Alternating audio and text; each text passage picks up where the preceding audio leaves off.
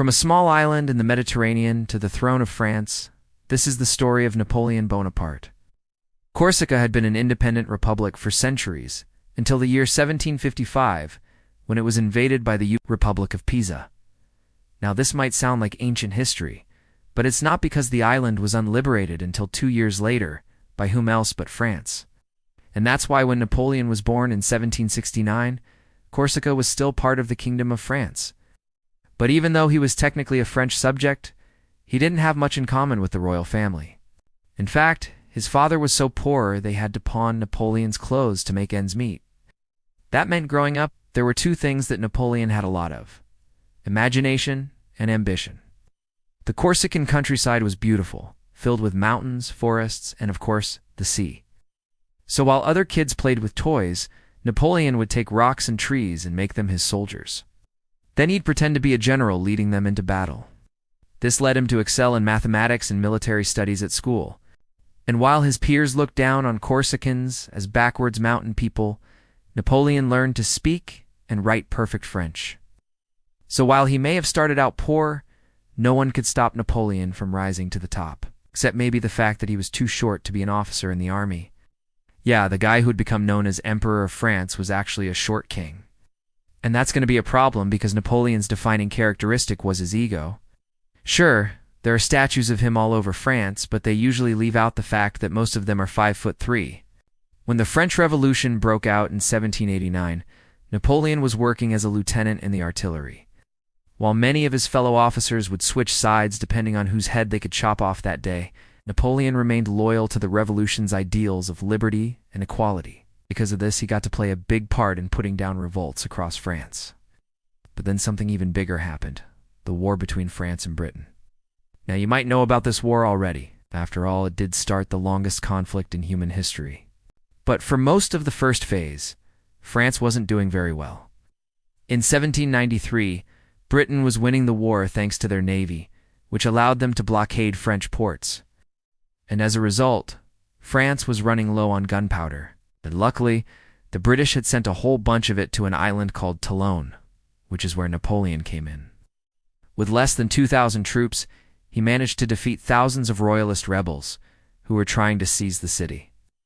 And that gave Napoleon enough time to gather the rest of the army, surround the port, and defeat the British in a battle that lasted only 10 days. It was Napoleon's first major victory, and he made sure everyone knew about it. From this moment, "Your glory will be sung by all peoples," he told his troops. But what he wanted more than anything was recognition from the French Directory, the group that ruled France at the time. And when they refused to promote him, he decided to take matters into his own hands. He began to build up the army in northern Italy, secretly planning to march on Paris. When the directors found out, they sent troops to stop him, but they ended up joining Napoleon's army instead. You see, being part of Napoleon's army was like being in the hottest band in town. There were great salaries, lavish uniforms, and constant action. The same couldn't be said for the regular French army, which was full of jealous rivals who spent most of their time complaining. And so as Napoleon approached Paris, the entire nation welcomed him as a hero. At first, he seemed to want to share power. He formed a 3-man executive body called the Consulate and made himself first consul, which gave him the power to appoint members of the government and control foreign policy. But really, he was just waiting for the perfect moment to take over entirely. That came in 1799, when he orchestrated a coup d'état, overthrowing the weak government and establishing a new constitution. Under this constitution, the consulate was replaced with a single first consul, and Napoleon took the title, officially making him the most powerful man in France. Oh. But if you thought that this would satisfy him, you'd be wrong. You see, while Napoleon had risen to the top in France, he wanted to do the same thing across Europe.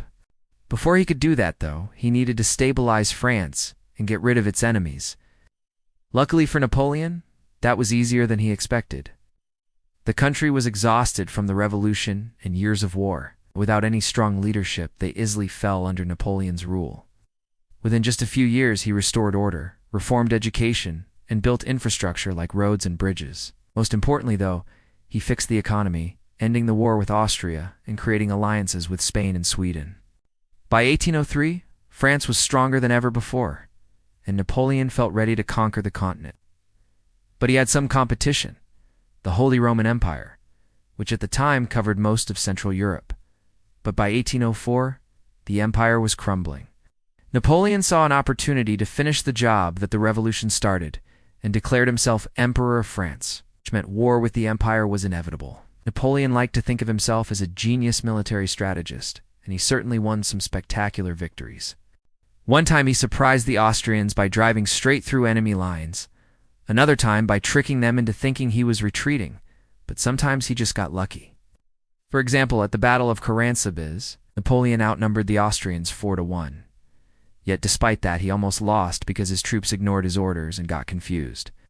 Sometimes he also had the worst luck, like at the Battle of ULM, when a freak rainstorm turned the battlefield into mud and made his cannons useless. Despite these setbacks, Napoleon defeated the Austrians again and again, eventually taking control of most of northern Italy. But the more land Napoleon conquered, the more enemies he made, especially with the Russians, who provided most of the soldiers for the anti-Napoleon alliance. At first, Napoleon tried to stay on their good side by giving back Alsace, but that didn't work. So he did what he always did: he attacked. The Russians were prepared, though, and managed to force Napoleon's troops into a stalemate. They kept fighting until 1807, when Napoleon finally won a decisive victory at the Battle of Friedland. Russia was shaken, but not broken, so Napoleon offered them a peace treaty, granting them some land and recognizing Tsar Alexander as the ruler of all of Europe. That meant only one thing: Napoleon was free to take the rest of Europe. But even as he conquered more land, he also made more enemies, especially with the British. By 1808, they were at war, and the next 5 years were a disaster for Napoleon. He failed to invade Britain, and he lost most of his allies, including Spain, Portugal, and Sweden. The Russians also abandoned the peace treaty and joined the anti-Napoleon alliance, allowing the British to invade the Iberian Peninsula and ruin Napoleon's plans in southern Europe. All of this led to the disastrous invasion of Russia in 1812. Napoleon assembled the largest army in European history and marched toward Moscow. But the Russians used scorched earth tactics, burning everything as they retreated, meaning Napoleon's army was stranded in a frozen wasteland. Eventually, they turned around and marched back to France, losing most of their supplies along the way.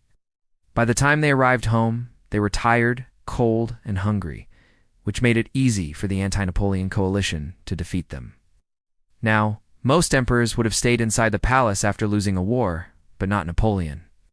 On April 1814, he abdicated the throne and gave it to his son. Then he took an entire army of 80,000 men to fight the British, only to lose again and get exiled to the island of Elba. A few months later, he escaped and returned to France, hoping to win one last victory. But this time, no one supported him. All of his allies had switched sides and betrayed him. Even his wife, Marie-Louise, asked for a divorce. It was humiliating. On June 1815, Napoleon faced the armies of Britain, Prussia, Russia, and Austria at the Battle of Waterloo. But even though he fought bravely, he couldn't win against such a large force. As the battle went on, he became increasingly desperate, eventually riding his horse into a forest to find reinforcements that didn't exist. Finally, after 10 hours of fighting, Napoleon's army surrendered. They blamed him for the loss and forced him to abdicate once again. This time there was no way back. Napoleon spent his final years living in exile on St. Helena, a remote island in the Atlantic Ocean. He died there in 1821 at the age of 51, having never seen France again. Click here to watch one of these next videos.